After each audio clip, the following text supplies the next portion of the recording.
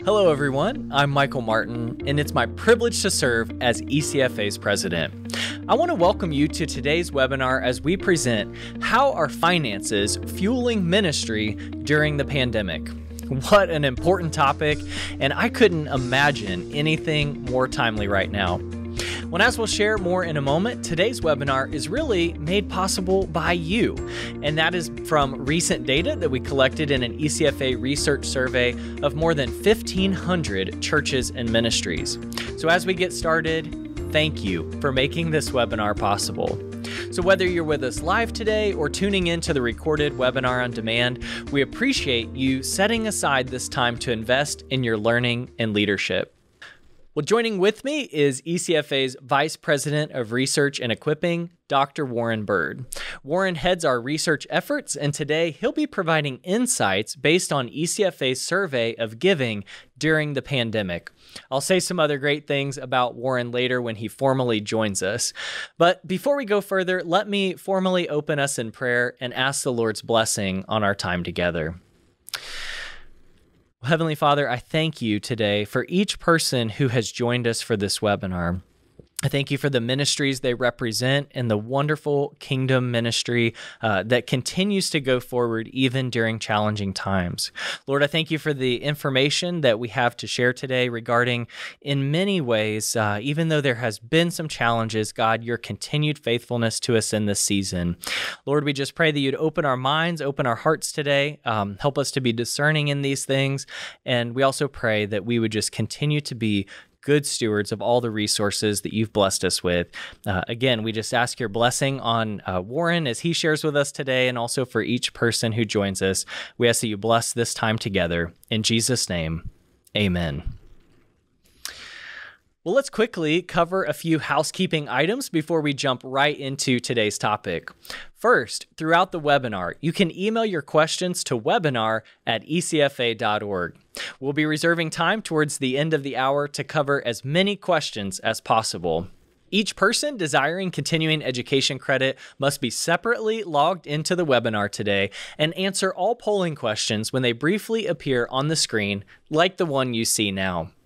In order to receive credit for attending the webinar today, please respond to these questions.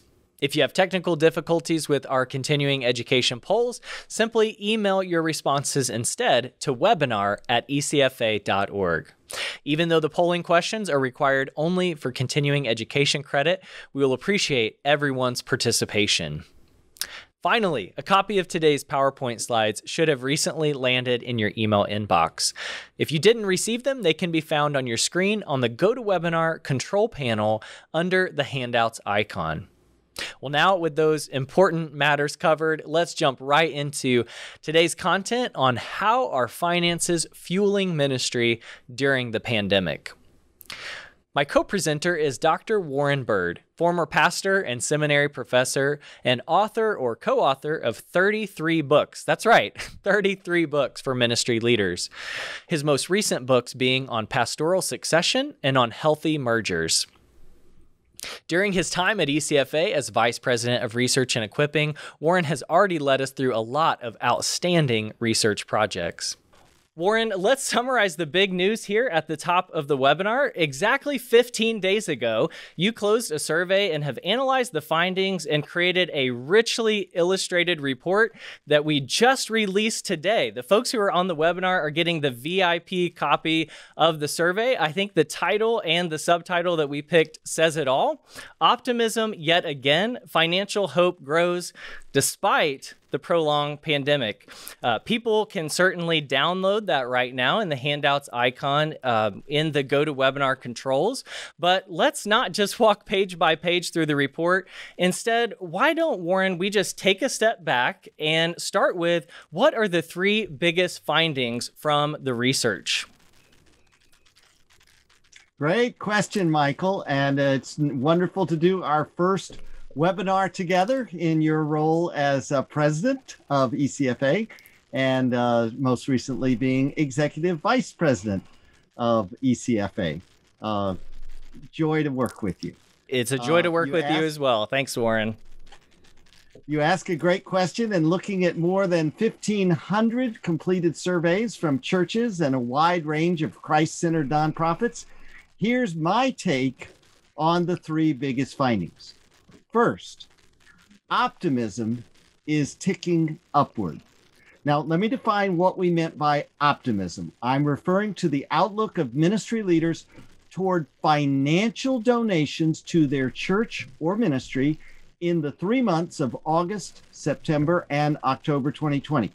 So in particular, our survey question asked, and I'm going to give you this one survey question because this is so central to so much of what we're going to look at in the next few minutes. So here's the question to hone in on. What is your outlook about total cash gifts or donations to your church or ministry, excluding one-time extraordinary gifts, over the next 3 months? And we gave three choices: optimistic, uncertain, and pessimistic. And here were the overall responses. 65% said optimistic. Wow. 23% said uncertain, and only 12% said pessimistic. Now, interestingly, we asked those same questions 3 months previously, and for churches, the percentages are a hair better today than 3 months ago, but for nonprofits, they're quite a jump upward from 3 months ago. So, Michael, that's the first big news. Let me pause and see if you have any reaction to it. No, Warren, that background is really helpful. And I have to tell you, that was my first big takeaway as well. I was pleasantly surprised by the high levels of optimism that we saw in the May survey, and then also pleasantly surprised again to see that optimism not only persist, but also to rise significantly for nonprofits in this latest survey from August. So big praise God for that. And by the way, Warren, I think it would be good to also clarify, were these just ECFA members who were responding to our survey? Good question. At least half, 56% or more, 56% or more, are known ECFA members. And I'd like to think that many of the others are soon to become ECFA members. In other words, most are like-minded friends in ECFA's orbit in some way. And we have a graphic in the report that shows the percentages just for known ECFA members. And they're rather parallel to what the rest of the survey participants said. Excellent. So that's great. Those are good results to get us started with. What was big finding number 2? Well, this one, even though named number 2, was equally big. We asked, how far into the future do people expect their church or ministry to experience negative financial effects from the pandemic? Now, I had predicted that most people would say a year or more. I mean, after all, the airlines, which were hit particularly hard, are forecasting that they won't fully rebound until 2024. But in our survey, to my surprise, around 4 in 5 said that the pandemic's negative financial effects on their church or ministry will end within 1 year. Wow. And an even bigger surprise to me on that same question was that more than a quarter of the survey takers said that the pandemic's negative financial effect had in effect ended already, that it will have no further impact on their church or ministry. And that's another big wow to me. I totally agree. That's a big wow. Another big finding, and also some overall good news. Warren, though, I would also add your finding reminds me of one thing that we've seen, which is just the really wide range of impact that's come from this pandemic. As we know, some are feeling the financial impact very deeply right now, while others are also finding a workable financial path forward, which we praise God for that. not to get too far ahead of ourselves, but later on, I think you'll give us some breakdowns of those findings by the type of ministry, by the size of ministry, and so forth. At least I think that's where we're headed. But first, Warren, what is, let's not get too far ahead of ourselves. What is big finding number 3? Our third big finding, well, you could view it two different ways. Let me first introduce it by telling you the question we asked. We asked people to compare donations or giving that came in for the month of July 2020 compared to the month of July 2019. So was July 2020 higher? Was it the same as July 2019? Or was it lower than July 2019? And I'm happy to report that over 60% said that this year-to-year comparison is the same or higher. But that also means that up to 40% said that July 2020 was lower than July 2019. And anticipating that some would say lower, we then had asked, well, how much lower? And the good news, if you can call it that, is that most of the lower people said between 1 and 20% lower. And of course, the rest said more than 20%. And by the way, all these graphics that you're seeing are in the report. And this one does give the breakdown of the 3 levels of lower. And while I'm clarifying, one more for you, that Michael, for every question in our survey, we broke down the findings into churches and nonprofits. So we can switch back and forth on the slides and see the nonprofit numbers, and you'll notice that those are just a few percentage points lower than the church numbers. Now, one more way to play with all these numbers to bring better understanding. You may have noticed in the graphic that we asked the same question 3 months ago. In other words, how did donations or giving in April 2020 compare to April 2019? That we did the same survey 3 months ago and asked that question. So here's an interesting finding. For nonprofits, April year to year and July year to year was about the same. While, and then there's another chart for churches. Churches said that April year to year was slightly better than July year to year. Michael, that's probably our most complicated set of numbers all in one table. Any observations you want to add? Sure. And the first observation I'll make is, as everyone can tell, we're experimenting today with some new features with our webinar by adding some video to that. So appreciate everyone with your patience as we iron out some of the hiccups with that. And so we just appreciate everyone's patience. But Warren, you also asked for any other observations that I would add. And I'll just reiterate something that you've already said in case it's helpful to our listeners. So I'll just kind of repeat maybe in a different way. I think that the big takeaway here is that most churches and ministries that we surveyed, if you can believe it, are experiencing a better year of giving in 2020 compared to 2019. And again, while that's certainly not the case for everyone, thankfully, we're not seeing more folks experiencing that drop in giving of 20% or more, which I don't know about you, but I would have maybe expected it in the challenging seasons like these that we're living in. Those are just some of my observations. And again, before we move to the next section of our webinar, I'll also take this opportunity to remind viewers that we would love to hear from you today. We would love your questions. You can email those to webinar@ecfa.org, and we'll take as much time as we can at the end of the hour to cover those questions that come specifically from you. All right, well, Warren, if you're up for it, let's totally shift gears now, and let's do what I would call some, let's just suppose scenarios. Let's pick 2 different types of people who may be listening today, and I want to ask you, what can they do with this report, and how can it help them? It's not just a lot of good information, but what can we actually do with this report? That's a great question, but before I answer it, let me throw that out to our viewers as well. How have our listeners, both live today and replay later, how have you used our research reports in the past? And I asked that because long before I became ECFA's research director, ECFA has been generating some very significant survey projects. So if anyone wants to email us a sentence or two to webinar@ecfa.org describing how you've used any of our reports, that would help us learn how to serve people like you even better. Okay, that said, now to your question. The slide highlights two types of ministries. Let's start with the pregnancy center, which, by the way, is about 6% of ECFA's members. And then we'll do a local church. And by the way, that's about 12% of our members.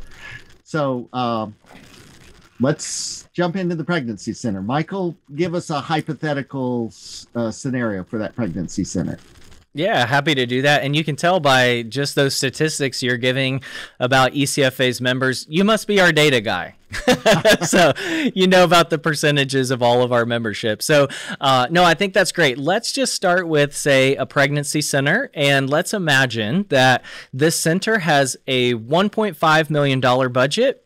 Let's say that the same center is 20 years old and that maybe this is one who struggled a little bit financially over the last several years.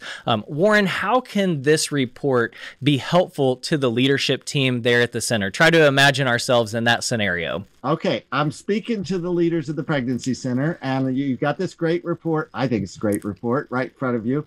But before you open it, I want you to come up with an answer in your own mind to our kind of theming question of what is your outlook about total cash donations to your ministry, excluding one-time or extraordinary gifts, over the next 3 months, and just pick between three options. Are you optimistic? Are you uncertain? Or are you pessimistic? Okay, so don't open the report yet till you've chosen. You got one in mind? Okay. Next, I'd advise this leadership team open the report and turn to page 4. And there you will see a bunch of ministries that we've highlighted. And we talk about the different levels of optimism and pessimism. You'll see more than a dozen on this slide and the next and how they answer that question on average. And we even ranked them from the highest optimism to the lowest. And the most optimistic, the very top line there, are church denominational leaders. So in other words, those representing church denominations. And that's not what I would have predicted would be the most optimistic, but they're almost like off the charts there in their optimism. Truly. And this is why we do these surveys, to find out things that are not intuitive. Now, the second level of rescue missions, now that one doesn't surprise me. And Michael, I remember at the beginning of the pandemic, you called the ECFA staff all to pray, and we ended up praying all the way through all almost 2,500 ECFA members by name, and you wrote them all notes. And all the rescue mission people who wrote back and said, we can't explain this, but not only is the opportunity multiplied for us, again, this is late March, early April, but the financial gifts are pouring in, and we need to be like Joseph's storehouse because God's got a purpose for us right now. So all that say, that second row does not surprise me. But if you go to the next slide, and let's start all the way down at the bottom and go upwards, you'll see the least optimistic is Christian higher education. And that one doesn't surprise me because schools have been uniquely hit and especially hard by the pandemic. Okay, now back to our pregnancy center leaders. Notice your line, the level of optimism. Does that square with how you answered, where the majority are optimistic? But wait, there's more, pregnancy center leaders. For a few of the ministries, including pregnancy centers, we compare what people had said in May when we asked the same question to what they said in August. That's exactly right. You're correct to say, but wait, there's more. So one of the great benefits, Warren, and again, just hats off to you and the team for your work on this project. I think one of the great benefits now is as we're starting to see some of these repeat surveys is we don't have just data in a fixed period of time, but we're also able now to look back several months ago, in this case in May. And so now from May to August, we've seen that financial optimism levels at pregnancy centers just dramatically increase over the last 3 months, which is good news. So coming back to our hypothetical situation, let's just suppose that the same is true for the pregnancy center leaders in our illustration. How can this survey report help if those facts are true? So what most people seem to want to know when they look at a survey report is my experience normal? Not right or wrong, but, hey, this is what happened to us, and now giving is up or down, or it's changed or this, is that what other people like me is experiencing? And that's helpful to know, and that's why we want to help you context all that. So yes, there is more that we can explain, and that is we also looked at budget size. How does optimism vary by budget size? And how much does that matter? So here's a slide that analyzes nonprofits by budget. And just so everybody knows, there's a similar one for churches. And remember, this pregnancy center had a $1.5 million budget. So you look at that line, and then you look at the lines above and below and say, does that differ very much now or 3 months ago? No, you're exactly right. That tool is really fascinating. Let's dig into that a little bit more. I know back in May, the bigger budget ministries, they were more optimistic than their smaller counterparts. But now, as I'm looking at this, Warren, what I'm seeing in this August survey is that really all budget sizes have roughly the same level of financial optimism. And you can see that, just to kind of help you in the charts, you can see that in terms of those relatively equal levels of optimism, they're reflected right there in the green bars that come under the August outlook. So that's just your cheat sheet as you're taking a look at that graph. And you're right, but wait, there's more. And the next graph, I think, is going to be very revealing. Michael, in the example that you hypothesized about this pregnancy center, you said they've had a rough few years financially prior to the pandemic. So looking at this current slide, it breaks down the financial optimism levels by whether over the last 3 years, a ministry is growing or was growing, holding relatively even, or in this ministry's case, declining. What do you see? No, that's right. I think that's one of the most insightful observations too that came out of that survey. The latest survey that we have is based on how a ministry's been performing. That's where you'll see a sharp difference. A ministry's financial trajectory over the last several years really made a big difference in terms of their level of financial optimism that they're experiencing today. So in other words, I guess another way to explain that would be, if you're a ministry that's been struggling in recent years, according to our survey, you are probably less likely to be optimistic. And Warren, I suppose that's probably not too much of a surprise, is it? It's not. And for what it's worth, that same sharp contrast shows up in churches. If a church was struggling in the years before the pandemic, then it's probably feeling the same struggle today more deeply than other peers. That's right. Okay. Well, I think that hypothetical was really helpful. So let's continue on with our hypotheticals, but let's say goodbye for now to that pregnancy center example. Bye, guys. We love you. Okay. We do love our pregnancy center members. And let's welcome along with us. You've mentioned, Warren, that several areas in this report we're breaking down. How do our friends in the nonprofit parachurches compare to the local church? And so how about for this example, let's just go to a church. I'm assuming that they can follow the same process that we just did for the pregnancy center. So Warren, tell our friends in the church world, and I know you have many, how else can they use this report to be helpful? Okay, yes, I could say look over the same charts, but wait, there's more. So let's keep going. And because we also ask about staffing levels. And now for most organizations, churches and nonprofits, the staffing costs are the biggest slice of their budget pie. And our next slide looks at church staffing cost. No, that's right. So, Warren, why don't you just help us then walk through that slide, especially those numbers that I see bracketed there? Can you walk us through those? Sure. So, this is yet another question we ask in both the May survey and in the August survey, and we put the answers side by side. And first for churches, and again, this is all in the report, and if you really want to thumb through it right now, you're on page 9. So, Michael, does it surprise you that if given 3 options, namely, will you be increasing your staff levels, will you be keeping them the same, or will you be decreasing them, increase, same, or decrease, that people said it will be the same or an increase in 88% of the responses in May, 85% in August, and looking ahead, 81% for the fall months through October.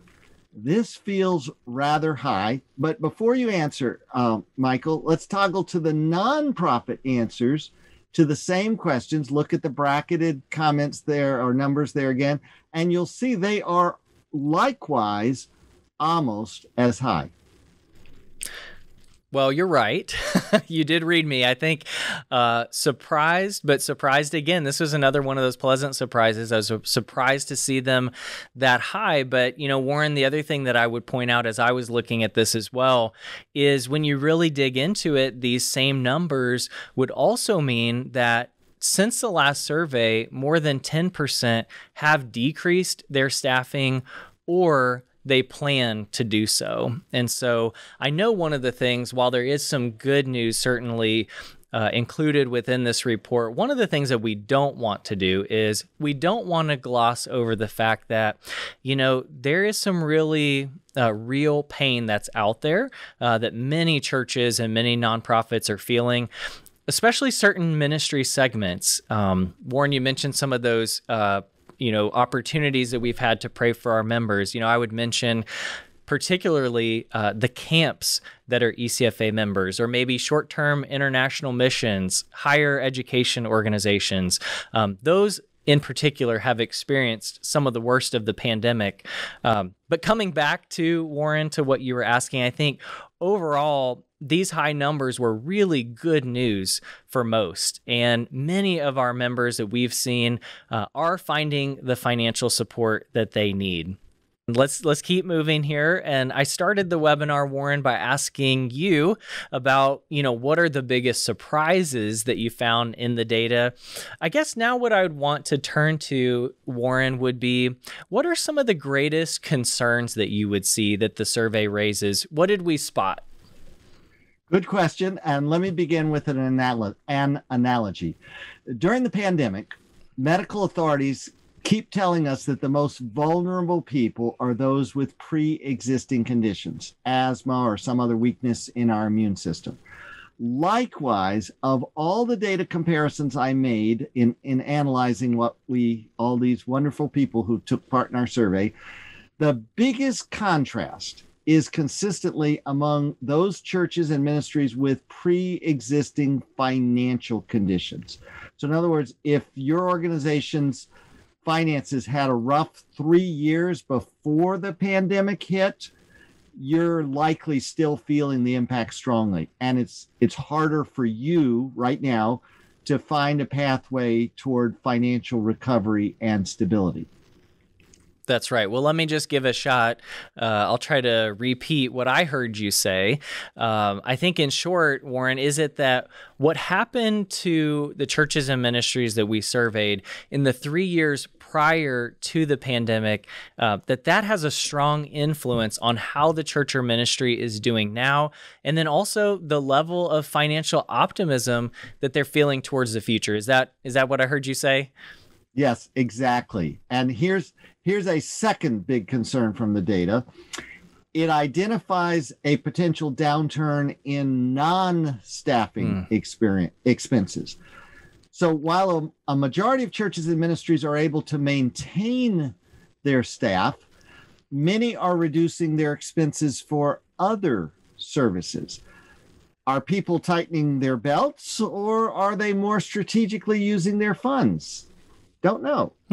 We saw that the July year-to-year was not quite as positive as the April year-to-year. Is that the forecast of something bigger to come, or is it just that's the summer? And this summer is harder than last summer. As the impact of the pandemic is prolonged, we are seeing some dips, and that is something that we're going to watch. And by the way, 3 months from now, we'll do another survey, and that way we'll keep adding to these comparisons. And thank you, listeners, for taking a few of your valuable minutes when that survey comes to be part of it. That's right. In days like these, it's like 3 months is just kind of a blur, and it'll go by quickly. It'll be here before you know it. But no, Well, so much changes, and we want to just keep chronicling that. That's right. That's right. And I was going to add too, Warren, I have to wonder the same thing, just in terms of this being something that we need to watch. And I would say that in addition to optimism, which that's going to be a word that you're going to see repeatedly as you're downloading and looking at the survey report, another key word, Warren, that I think has been used a lot in this season, but also appropriately, and that is uncertainty. So uncertainty. And I'd say that the good news is in our surveys at ECFA, we've seen both givers and then we've also seen ministries both really remain resilient throughout the pandemic thus far. But as this pandemic has extended, and I think it's gone well beyond, if not what many of us predicted, at least not what many of us would have hoped for, and there's really not this clear end in sight, I think that there's really no doubt that more givers are going to be impacted. And really, even if organizations aren't seeing a major negative financial impact so far, at least the underlying uncertainty, coming back to this observation that you just made about how ministries are handling some of these expenses, I would say that at least some of this uncertainty is bound to stunt any kind of major growth that we would have typically seen either in staffing or maybe taking on new expansion projects that would have been the case pre-pandemic. Would you agree with that? I affirm the wisdom in what you're observing. Yes. Good. Okay. Well, we're rolling right along here. We're doing great. How about this for the final discussion that we've planned here? Let's talk about how these findings also align with what the larger nonprofit world is reporting. So ECFA, of course, we're not the only ones that have helpful data in this regard. There's other friends, many other friends who are reporting what they're seeing as well. Warren, tell us, how does what we're finding here at ECFA square with what the larger nonprofit world is seeing as well? Well, Michael, you and I and Dan Busby and others at ECFA, we're always exchanging emails to say, hey, did you see this article or this study or this research and all? And let me just tell you some of the different groups that we follow. The Lake Institute on Faith and Giving, which is part of the Lilly School of Philanthropy. Pew Religion Research, an organization called Giving USA. It does a very helpful annual report. Nonprofit Times, Gallup often ask religion questions. Dunham and Company does. Chronicle of Philanthropy, and more. So we follow those, and let me kind of distill an awful lot of reading that we've done down to 3 overall observations. First, our overall findings from this survey generally mirror what others are seeing in terms of the process through the pandemic. And again, you can spin it in different ways. You can, let's say that we found 4 out of 5 are handling such and such a well. You can either make a headline to say 4 out of 5 are doing this, or 1 in 5, is in trouble. And both of those are true. So it's all in how the data is presented. But we presented the optimistic side because our findings, ECFA member and friends, are a bit more optimistic than what others are seeing. And frankly, that's understandable. We are a group that finds eternal stake in our giving. As wonderful as community charities and other things are of getting, I'm not going to, the arts or anything else, we're charged to make this world a better place, help populate heaven, and sacrificial giving is our act of worship to God commanded by Holy Scripture and central to our faith. So Christians tend to be the more consistent givers, regular givers, and not as much a surge giver like end of the year where we give it all. Third, the long-term pattern of giving to religion is far steadier and more consistent than what we see, meaning fewer ups and down swings as compared to giving in other charitable sectors. So I think that helps explain why our respondents tend to be a hair more optimistic than the nonprofit sector in general. That's good. No, that's a great summary, Warren, of how ECFA's findings have compared to many of those of our friends, and we appreciate all the work that they're doing as well. And I would really echo, Warren, so many of the things that you would say, and then you're going to get a little bit of my bias here. This is a bias alert. I just have to say, too, that, Warren, I've been really proud to see how ECFA members have pulled through just in terms of this season. And even though there's been some different challenges, of course, I'm just so proud of how they've made it through this season. And really, it's beyond just, we talk a lot about the optimism that's reflected in these survey reports, but also just in so many of the conversations that we've had that I think of with our members as they've navigated through this pandemic. One thing that we have continued to see, Warren, is there's just this unwavering commitment to the broader mission. And what I mean by that is the Great Commission. The challenges of the season have been real, but I'm so proud to say that they have not held back ECFA's members. We've talked about the opportunities that we've had to pray and interact with our members, but I'm not exaggerating when I would say that I hear stories every week of how ministries are pressing on. Even during this time, they're also using this challenge as an opportunity. We're seeing a lot of that. Ministries that are adapting, they're innovating to become stronger, and we're just really proud. We're really proud of how they're doing. The other thing that I would say as well is we're seeing organizations during this time, Warren, leveraging their membership with ECFA, their commitment to integrity and accountability. That's something that we've seen has provided even greater confidence to donors during the type of season that we're in. Let's face it, it's an uncertain financial time. So membership in ECFA, commitment to integrity and accountability, I think that would also help explain some of the distinctions that you might see in ECFA's data versus others that are out there. Makes sense to me. Very helpful. Good. Well, no, I think that's also a good lead in too here as we're coming down to, at least I think I know, our last few minutes together on the webinar.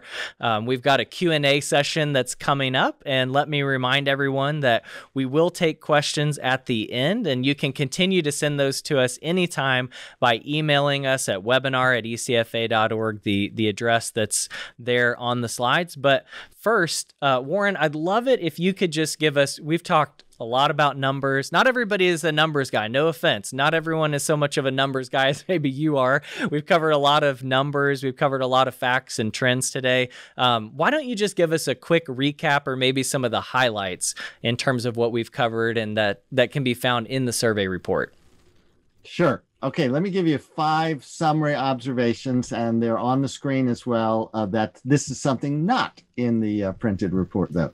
First, optimism has increased slightly among churches and much more strongly among nonprofits. And that's comparing the May survey to the August survey to say, it's gone up, and especially among nonprofits. Second, the majority expect the negative financial impact of the pandemic to end within 1 year. And within that group, over a quarter anticipate that it's already ended on their ministry or church. That was the hardest for me to accept, but that's what people said. Third, year-to-year giving is up, but only slightly. And it's up. We have just the 2 months, tell us about your July year-to-year giving and your April year-to-year giving. And April, surprisingly, is a little more robust, the year-to-year comparison, than July. And we don't quite know what to make of it. It's only a slight difference, but it's something that raised our eyebrows and said we need to continue to watch.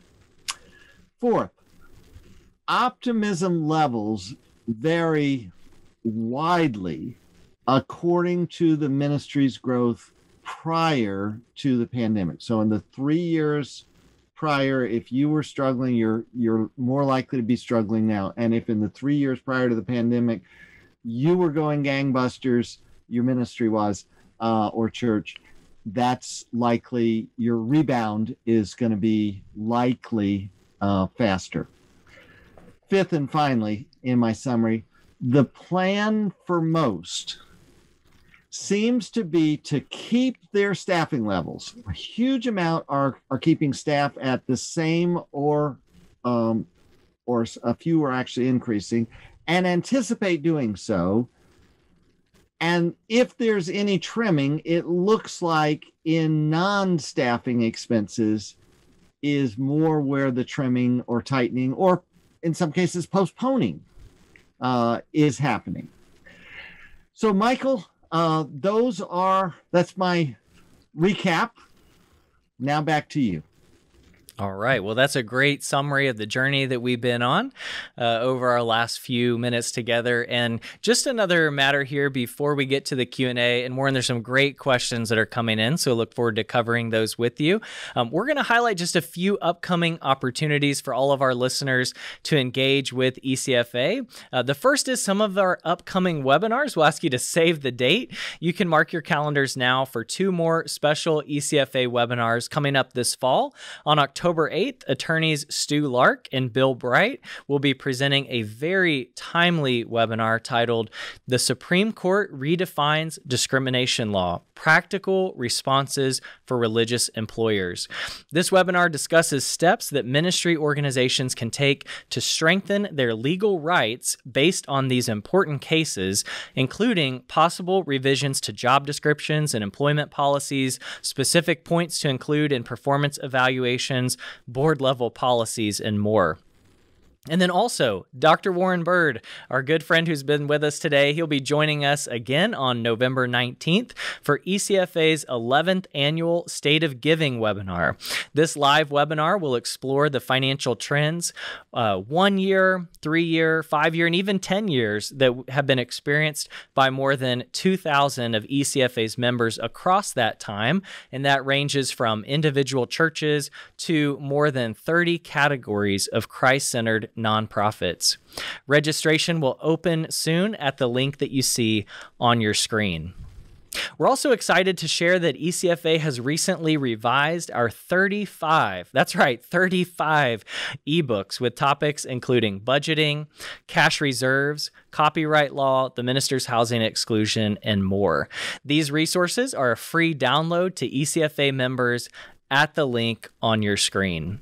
So with those announcements behind us in terms of what's coming up, Warren, let's turn to some great questions that came in from our listeners on today's webinar. Well, one of the questions relates to just the prior survey, Warren, that we did, and then also, of course, the survey that we just did now. But the question was referencing our prior survey. Do you have any data about what people thought would happen from the April survey versus what actually happened, especially regarding donations? So in each of these surveys, one of the things that I know we've done is we've said, okay, what's kind of actually going on? What do you anticipate? And now that we're now in the future, we can say, we can kind of compare, here's what happened versus what folks anticipated. So that's the question in terms of donations. What did we see the anticipations versus realities being from our last survey to this one? That's a great question. And indeed, just what you said is how we ask it.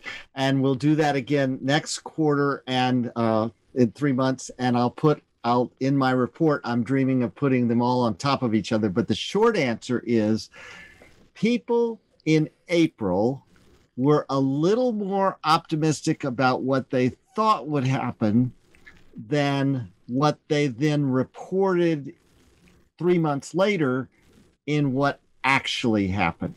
Now, that's a gross generalization. And if to be a good researcher, I'd have to say, yes, but this group was different and the exception is here and the exception is here. So I'm making just a gross generalization that people were a hair more optimistic in what they thought would happen than 3 months later with what actually happened. Great. No, that's one of the most helpful features, I think, Warren, from these surveys that have come out and that also are to come. And so another question that we had here was, do you think that keeping the staff at the same level, so we're talking about the findings from this survey in terms of staffing, keeping staff at that same level is due to the stimulus help from the government? So a question about the PPP loan. So Warren, I know we've asked in our surveys about whether or not folks have taken the PPP opportunities or not. Can you just give us a quick recap from this survey, the percentage of organizations that took advantage of the PPP? Yes, among the 1,593 survey participants of this last round, 70% of churches and 76% of nonprofits did receive a loan or grant under the PPP, Paycheck Protection Program. Now, the question asks us to speculate and say, do we think it made a difference? And we have anecdotal feedback as well. And short answer, if I had to say yes or no, yes. Michael, do you want to add to that from what you've been hearing? No, I think I would add the same. I would echo those same comments, Warren. We don't know for sure, but there's certainly some correlations that we can make. And the Paycheck Protection Program funds certainly they didn't hurt. And I think one of the things that we saw was, really they were able to provide some level of certainty for organizations, during the uncertain times. And so I think that certainly had to play at least a factor in what we saw in terms of staffing. So Warren, I'm just reading through these. There's some great questions that have come in. This next one is, during the webinar, you reviewed certain year-to-year comparisons. I know we started throwing out a lot of numbers in that section. April 2019 to April 2020, then July 2019 to July 2020. So the question here is, did you break that down by budget or by growth? So asking some more specific there with our year-to-year comparisons. I did. And the breakdown is somewhat predictable. That churches and ministries with smaller budgets were less likely to say that 2020 was higher than 2019, and those with higher budgets were more likely to say that 2020 was higher than 2019. And likewise, but an even more dramatic spread is the matter of income growth over the last 3 years. Those that declined for the last 3 years predictably were far less likely to report that 2020 year-to-year giving is higher than 2019's. And those that grew over the last 3 years, were far more likely to report that 2020 year-to-year giving is higher than 2019's. Good. No, that's very helpful. We had another question come in here asking about optimism, and I would say this is, I think, a little bit of a speculation question, but Warren, we're just trying to stump you here. So, but no, the question, the question is, you can't be stumped. The question is, do you believe? Well, no. Like I used to do with Dan Busby. I'll take the easy ones and you take the hard ones. So Michael, I may send them back to you. Okay. All right. Well, that would be fair. No, this one just is asking about optimism. Do you believe that a major factor between the optimism in May and in August is that the pandemic was pretty much at its worst in May, and then in August things, tended to look better, at least in some ways, and people started going back to the office, restaurants opening. So there was a bit of this kind of reopening, and things going back to at least whatever the next normal would be. So I think that's the question. I don't know, Warren, within the survey, if we actually asked why do people feel optimistic, but we're asking more so about their outlook. But maybe you can shed light on that or anything else that you've heard. Well, we actually ask region of the country in responses because, I live just outside New York City. We were hit hardest first, and now our percentages are way lower, and the outlook here is very different from other sections of the country that 3 months later were really feeling the pandemic themselves. So in comparing geographic regions of the country, the South seemed to be the less optimistic, and coincidentally or not, that was the section of the country feeling the pandemic worst at the time we took the survey. So does the overall sense that we're all able to go a little bit more back to work in restaurants and get out and churches beginning to regather and all, does that affect the optimism? I'm sure it does, but I don't have hard data for you. Got it. Okay. We had some other questions come in just about survey methodology and things of that nature, which I will say you're always good to include information about that within the survey report to help people understand, okay, how did we get to some of these numbers that came in? But this question says, it seems like your primary question focused on a scale of optimism to pessimism rather than actual numbers. And so the question is, why would you take an approach like that as opposed to someone who loves the actual numbers? Maybe you can tell us about that. Okay, but suppose I say 12%. Well, you're going to want to know 12%, okay, let's suppose it's an increase of 12%. Well, for you to decide what that means, you're going to need to ask questions like, well, 12% compared to what? Compared to, people in my group over time, yes. Compared to outlook towards the future, maybe. You're compared to last year. There are all kinds of ways you want to put numbers in context. And that's certainly the appropriate next step and wise step. But then sooner or later, you're going to want to say, okay, but so what? How does that affect me and my actions? And it actually affects your outlook. You're going to say, okay, so therefore, would it be wise? Would it be prudent?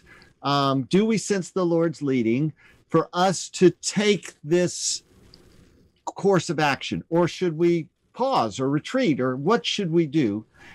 And a good way to gauge your sense of action is to ask the classic optimism, uncertain, and pessimism. And that uncertain in the middle is a big deal too, because that, if uncertainty is your biggest factor, then that says, okay, we're all kind of just waiting.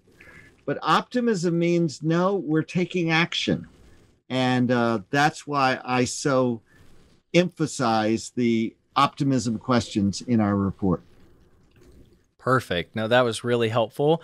One other demographic or methodology type question is, we have someone who's written in and asked about some of the different trends we're seeing really in different areas. But I think the bottom line question was, in terms of who took this survey versus the last one, can you tell us, did we have more people who took our August as compared to May? What difference does it make depending on who responds to surveys like these? Oh, that's a good question. And I actually consulted with 2 statistical consultants about that very question. In essence, I have 2 different groups. I can calculate the percentage of precise overlap, which I did. It was 7%.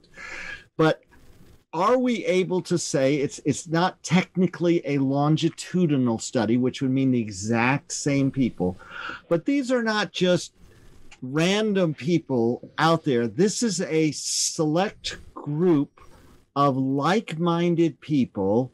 Are they similar enough that what representatives from that group in April said, then 3 months later would representatives not necessarily the same of that group,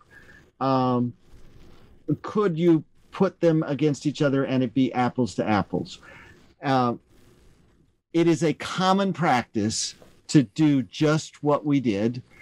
You can read a long footnote that I wrote about the comparisons in the survey methodology report. But by and large, I have good confidence that the body of people who took the first survey, which was about 1,300, and their size, their history, their growth patterns, and the body of people who took the current survey, which is almost 1,600, are similar enough that their reads can indeed be helpfully compared to each other. Great. Well, that, Warren, just really speaks to the level of professionalism, excellence that goes into these reports. So thank you. I think we've got time for one more question. So I'm going to sneak in one of my own. Is that okay? Can I do that? Sure. One of the things that we've seen, Warren, is, of course, that and we've mentioned it on the webinar, but this pandemic has not affected, everyone in the same way. It's been very uneven. So what would be your message? We've seen some organizations that have just been extremely blessed in a way, you could say, financially during this times, they're doing well. And then on the other hand, you've got folks that are experiencing the opposite end of the spectrum. So with a report like this, what counsel do you give for folks that are on either one of the extreme ends of those continuums? Okay, so let's take those that were doing well, that for whatever reason, there's a lot of funds and a lot of ministry opportunities, and you're saying, hey, compared to this report, we're doing even better.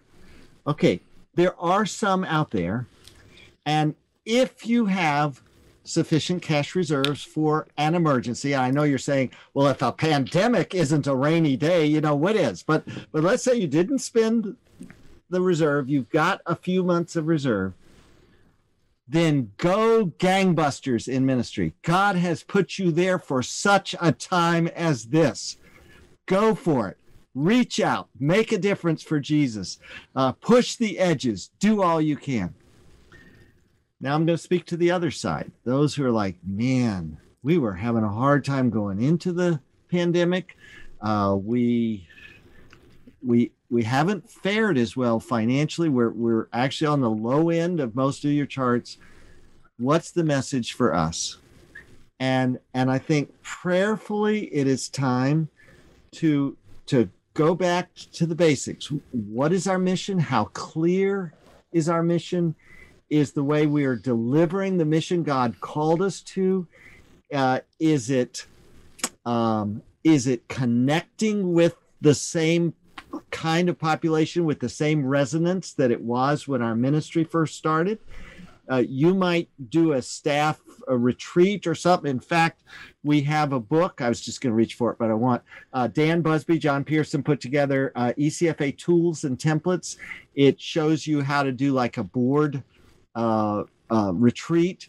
And, maybe this is a time to seek God and say, God, clarify our mission, open the doors you want, show us if our strategy needs to be revamped for the doors that you want to open for us. Good. Well, very well said, Warren. I appreciate that, and want to say thank you to everyone for those great questions that we had an opportunity to answer. And as we begin to wrap up our time here, we also want to say another thank you, and that is a very special thank you to those who serve our nearly 2,500 ECFA member churches and ministries. On behalf of all of us here at ECFA, I can say it is our honor to get to serve you each day as you faithfully carry out the Great Commission with excellence and with integrity, no matter the challenges of the season. If your organization is not an ECFA member and you're ready to join these leading ministries that have taken a stand for integrity and access the many benefits of ECFA membership, you can visit the link on your screen to get started with the easy online application. Well, our time has now come to a close for today's ECFA webinar on how are finances fueling ministry during the pandemic. We hope this has been meaningful to you. You'll be receiving another email shortly with today's PowerPoint slides, a copy of the survey report, and a link to the recording.